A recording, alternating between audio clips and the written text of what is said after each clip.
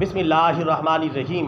پیارے رسول اللہ صلی اللہ علیہ وسلم نے ارشاد فرمایا، من قتل دون مالہ فہو شہید، یعنی جو آدمی اپنے مال کی حفاظت کرتے ہوئے مارا جائے، قتل کر دیا جائے، وہ شہید ہے۔ صحیح بخاری حدیث شریف نمبر 2480۔ برادران اسلام، پیارے رسول اللہ صلی اللہ علیہ وسلم کا فرمان عالی شان آپ نے سماعت کر لیا، جو آدمی اپنے مال کی حفاظت کرتے ہوئے مارا جائے، قتل کر دیا جائے تو وہ شہید ہوگا۔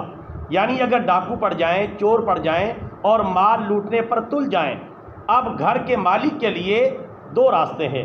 نمبر ایک، رخصت کا راستہ کہ اپنا مال لٹتا ہوا اور چوری ہوتا ہوا برداشت کر لے اور صبر کر جائے اور اپنی جان بچا لے، یہ رخصت کا راستہ ہے۔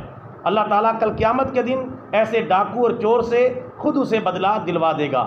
اور دوسرا راستہ عزیمت کا راستہ ہے، یعنی ڈاکو کے سامنے کھڑا ہو جائے اور تل جائے، مقابلہ کرے، چور کے سامنے کھڑا ہو جائے اور مقابلہ کرے، دونوں میں لڑائی ہو جائے اور ڈاکو مارا جائے اور چور مارا جائے تو وہ مردار ہوگا۔ اور اگر یہ مال کی حفاظت کرنے والا قتل کر دیا جائے، مارا جائے تو یہ شہید شمار ہوگا۔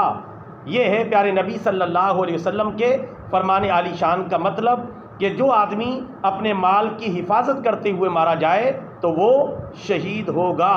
لہٰذا اگر رخصت کا راستہ بہتر ہو تو رخصت کا راستہ اختیار کیا جائے، اور اگر طاقت اور قوت موجود ہے تو پھر ڈاکو کا مقابلہ کیا جائے اور چور کا مقابلہ کیا جائے، اور اگر وہ چور یا ڈاکو مارا جائے گا تو اس کا خون رائگا جائے گا اور وہ مردار شمار ہوگا۔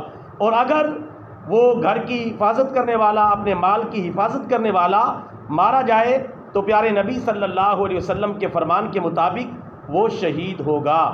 وما علینا الا البلاغ المبین۔